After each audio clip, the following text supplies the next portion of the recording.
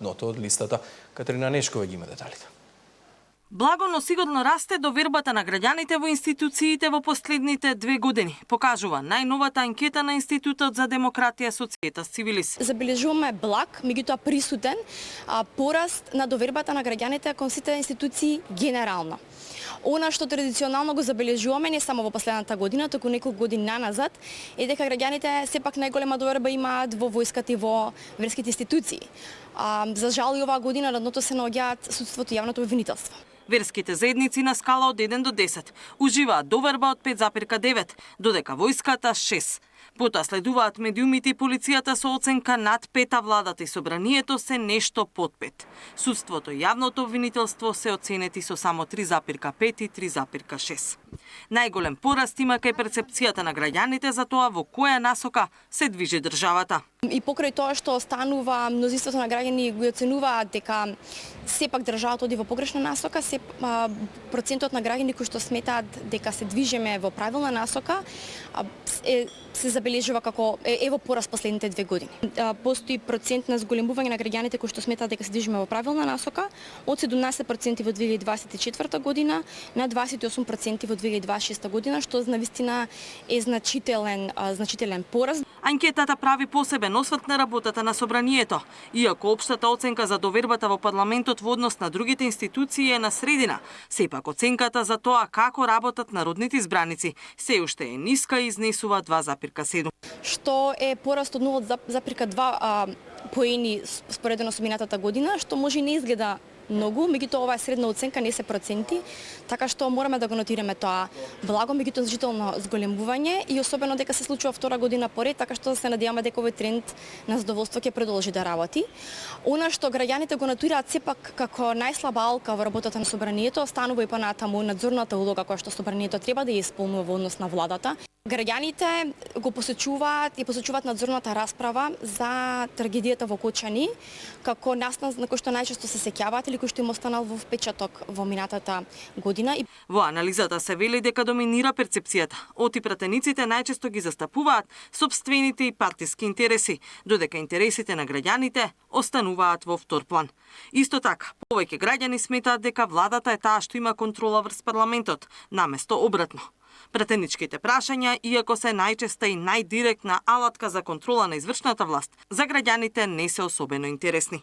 Истражувањето е спроведено во периодот од 27 февруари до 10 март годинава, преку теренска анкета на 1002 испитаници на целата територија на државата. Катерина Нешкова, Сител телевизија. Пожар во зграда во Центар. 13-годишно дете се здобило со изгореници на рацете. Да се затрупа градежната јама во Центар за да се спречи нова трагедија. Стручната јавност со препораки до општината.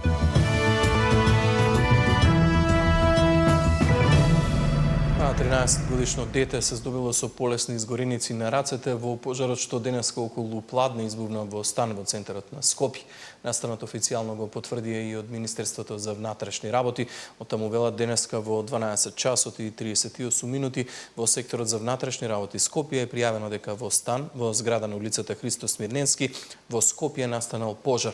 Од страна на бригадата за противпожарна заштита пожарот е изгаснат, а од пожарот со повреди се здобил 13-годишник кој бил во станот. Со возило на итна медицинска помош бил пренесен во болницата Свети Наум Охридски за укажување на помош, соопшти од МВР.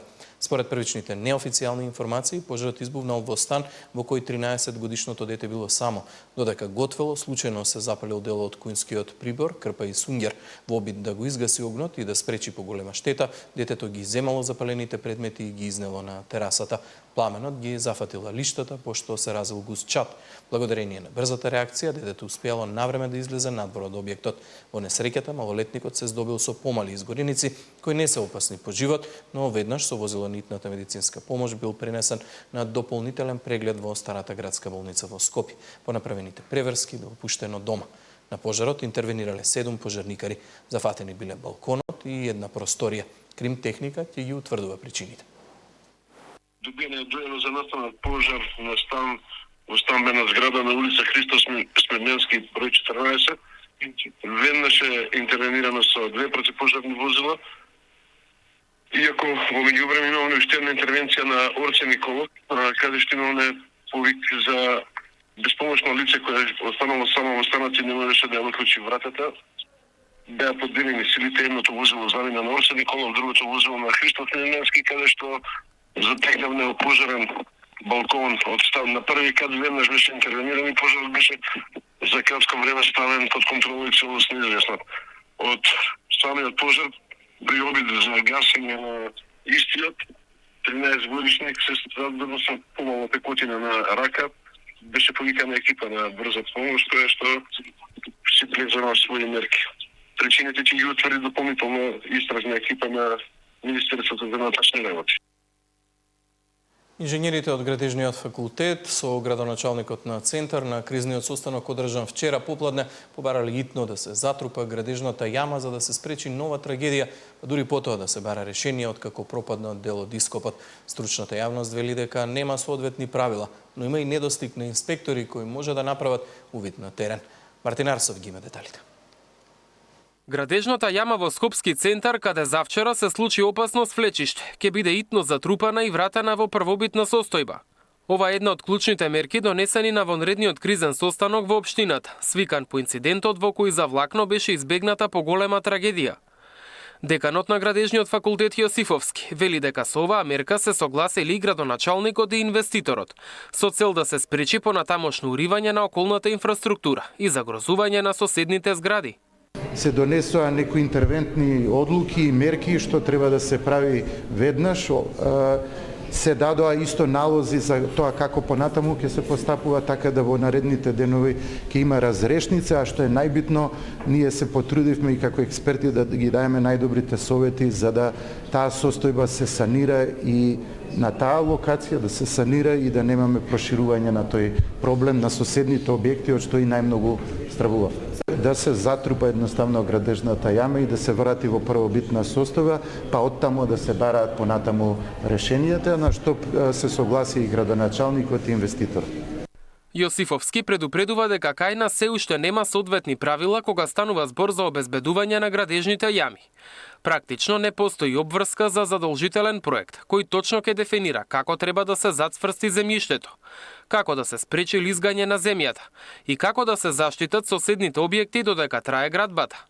Дополнителен проблем е и недостигот од градежни инспектори, поради што контролите на терен често се недоволни. Еве општина Центар нема соодветен инспектор кој може да излезе на терен и да направи соодветен увид. Меѓутоа, со оглед на тоа што има увид и во техничката документација конкретно за овој проблем, морам да кажам дека на терен не е изведено согласно, работите не се изведени и заштитата не е направена согласно постојната техничка документација, што значи немало ни стручен надзор на терен. Значи инженер со овластување кој е задолжен тоа да го прави, кој што имал шанси да реагира и да бара да бидат изведени работите онака на терен како што се проектира. Граделиштата не смеа да бидат оградени само со мрежа, вели деканот на Градежен. Тоа било дискутирано и на вчерашниот состанок. Просторот треба да биде заштитен со тврда преграда. Во Скопје стана честа пракса, местата каде што има градежни активности, да се оградени само со паравани од мрежа, кои се нестабилни и паѓаат при најмал ветер, па пешаците и велосипедистите кои ги користат тротоарите постојано внимаваат да не им падне нешто врзнив или избегнуваат да поминат оттаму. Мартин Арсов, Сител телевизија. Државниот завод за статистика бележи намалување во бројот на патници кои се возеле со градски автобус. Првите 3 месеци од годината, во споредба со истиот период лани, има намалување од околу 5%, а кај при градскиот близу 9%. Граѓаните бараат повеќе автобуси, се уште има гужви, а велат дека автобусите постојано доцнат. Постојано доцнење, неточен возен ред, гужви. Ова се најчестите забелешки на граѓаните кои секојдневно го користат градскиот автобуски превоз. Не се на време, чекаме по саат време. Не се точни. Еве сега пред малку пишуваше пред 1 саат да дојде и не дојде. Сега пишува друг ќе дојде, за 7 минути нема го. Еве, ретки се. Нема ни клима, гужва има, не се редовни. Пишува пример 15 минути, он уште дупло чекаш. Податоците на Државниот завод за статистика покажуваат дека во првите 3 месеци од годинава намален е бројот на патници кои се возеле со автобус. Во споредба со истиот период лани, кај градскиот превоз забележано е намалување од околу 5%, а кај приградскиот близу 9%. Според граѓаните, неопходно е во сообраќај да се вклучат повеќе автобуси. Па да се купат нови автобуси, овеќе, ама нешто е го растурија тоа. Повеќе автобуси, да има, да не чекаме толку по саат време. Треба повеќе автобуси да има. Поише, пошто ми е таква работата, користам такси. Не можам да стигнам кај уште со градски автобус од еден крај на друг крај, ми треба многу време. Министерството за транспорт минатата недела објави дека пропаднал тендерот за набавка на 150 електрични автобуси кои требаше да пристигнат од Унгарија. Набавката ја поништила Државната комисија по жалби за јавни набавки, бидејќи немало електронски договор за соработка со фирмата која требаше да изгради станици за полнење на возилата. Градските власти најавија дека во рок од една недела ќе распишат нов оглас. Инаку, според статистика, во првото тромесечје од годинава забележан е пораст од над 9% на бројот на превезени патници кои користеле меѓуградски линии. Пораст има и кај меѓународниот превоз на патници. Зоран Јаневски, Сител телевизија.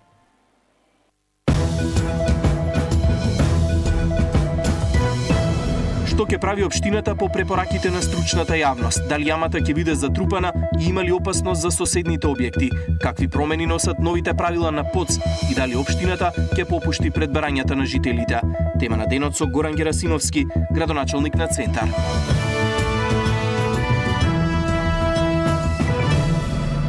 Во Аџибадем Систина е отворен првиот центар за тироидна жлезда во земјава. Деталите ги има Александар Динев. Во клиничката болница Аџибадем Систина е отворен првиот центар за тироидна жлезда во земјава. Центарот нуди комплетна диагностика, третман и следење на сите заболувања на тироидната жлезда кај возрастни и деца на едно место. Од страна на мултидисциплинарен тим специјалисти по нуклеарна медицина, торакална хирургија, радиологија, патологија, педиатрија и ендокринологија. Која е идејата од формирањето и што ќе биде бенефитот на самите пациенти?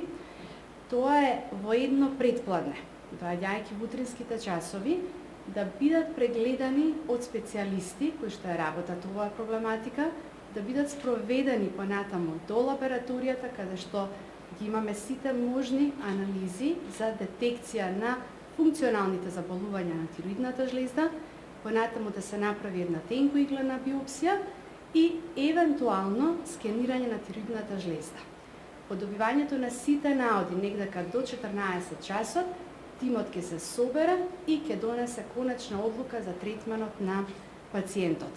Во зависност од резултатите, третманот во центарот е медикаментозен и хируршки. Како што посочуваат од клиничката болница, дополнителна сигурност и безбедност за пациентите е тоа што сите операции на тироидна жлезда во Аџибадем Систина се изведуваат со поддршка од систем за невромониторинг. Со голема поддршка од одделот за неврологија, кој што ни овозможува за време на интервенцијата да добиеме сигнал кога се наоѓаме во близина на нервот, да таа неговата патика ја мапираме за време на операцијата, а по завршување на интервенцијата да го провериме и функционалноста на нервот. Така да тоа е секојдневна пракса за време на нашите интервенции. Со отворањето на Центарот за тироидна жлезда од Аџибадем Систина вела дека болницата се позиционира како референтен центар во регионот за најкомплексните случаи кај деца и возрастни, а посебен акцент во работата на центарот е ставен и на раната детекција на евентуални вродени нарушувања на тироидната жлезда кај новороденчиња преку ехоскрининг. Александар Динев, Сител телевизија. Го добивме видео материјалот за последните барања на лидерот на СДСМ за референдум на кој граѓаните ќе одлучат за уставни измени. Деталите ги гледаме во продолжение. СДСМ со нов повик до власта. Распишете референдум, граѓаните сами да кажат дали сакаат во Европската унија или не. По вчерашната изјава на премиерот Христијан Мицкоски дека нема повеќе отстапки за идентитетот без разлика на цената, првиот човек на партијата Венко Филипче на пресконференција рече дека Мицкоски не може да одлучува за судбината на сите граѓани. Меѓутоа, прашан зошто СДСМ не собере потписи за распишување референдум, Филипче вели дека одговорноста е кај власта. Нека распише власта референдум, затоа што носат целокупната одговорност за патот кон него.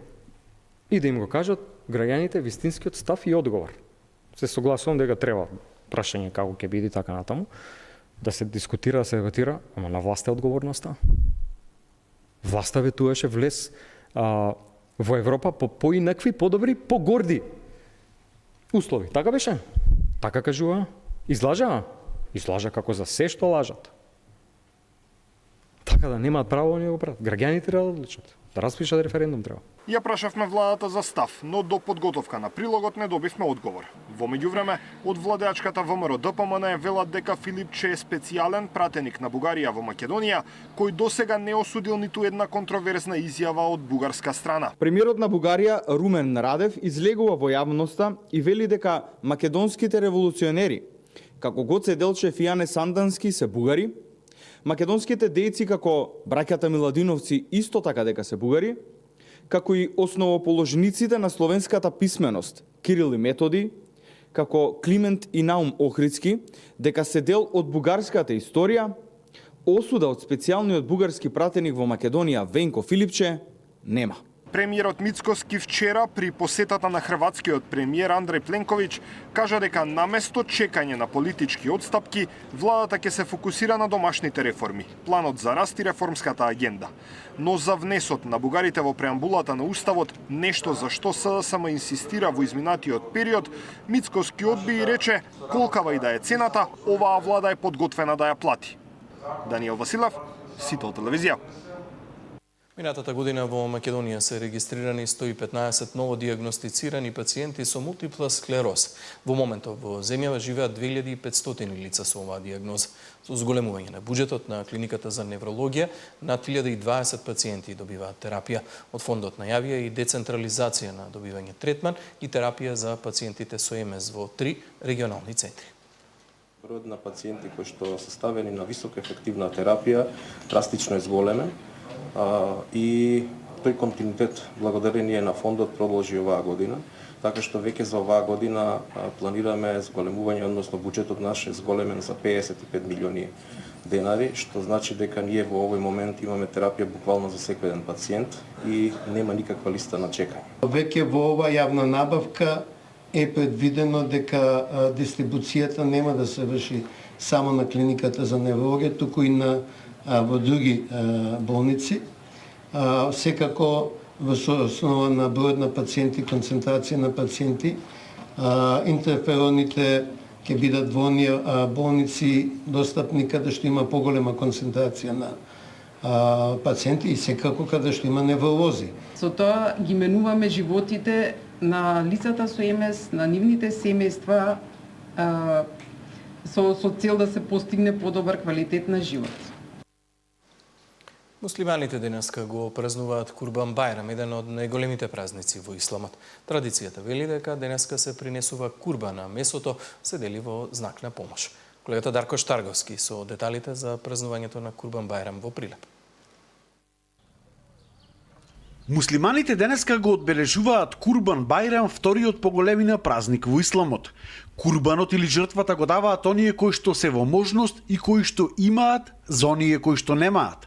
За овој ден најчесто се колат овни, а потоа нивното месо им се разделува на социјално загрозените граѓани.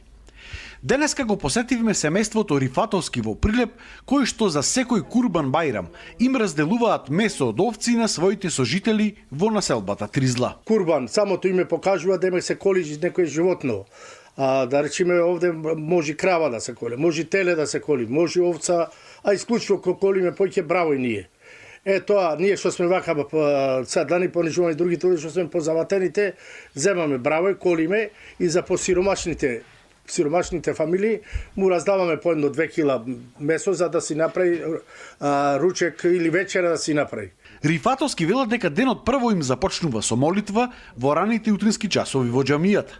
Потоа ги посетуваат гробиштата и се читаат молитви за починатите, а веднаш потоа започнува раздавањето на курбанот и пречекувањето на гостите во своите домови. Обичај имаме, сега од ние што се помладите деца, одат кај постарите денеска, одат кај постарите, ние викаме бацирака, ама тоа е едно на чест поштовање, младите одат кај постарите за да му честитат дено, Кајна се зема рака, се бацува рака, се честита, се вели за многу години некај, па и овие другите што дебе постарите луѓе му вела добро дојдовте, ајде до година па да дај Господ да го чекаме овој празник. Според муслиманите, извршувањето на курбанот е исполнување на една од заповедите на Бог. Суштината на курбанот не е само колење, туку битна е намерата, побожноста и пожртвуваноста. Човекот да жртвува токму од она што го посакува. Овој празник не учи на солидарност. Овој празник не учи дека треба да ги потсетиме сиромашните. Не учи на меѓусебно почитување и зајакнување на меѓусебните односи.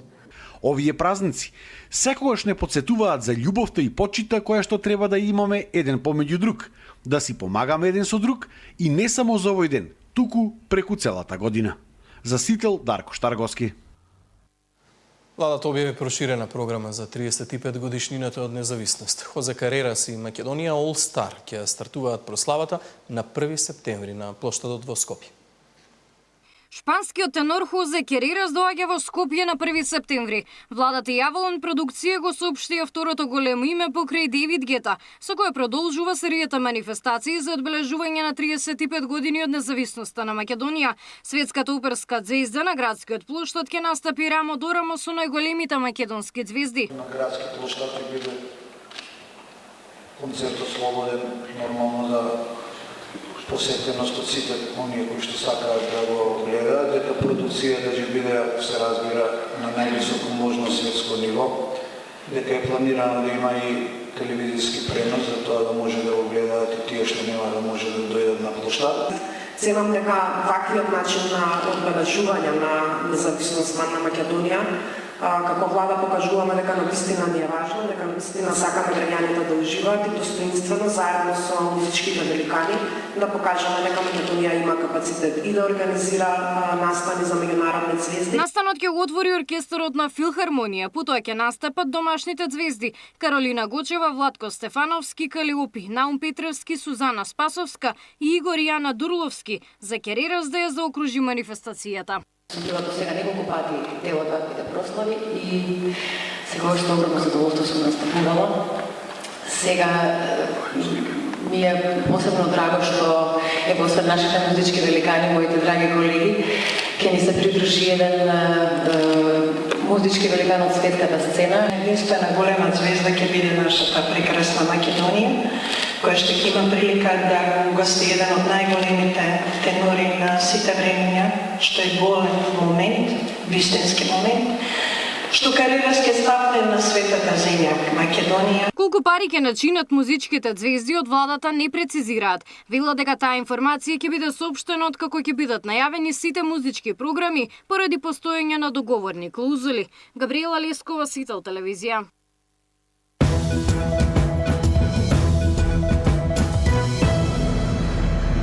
Во продолжение вестите од свет.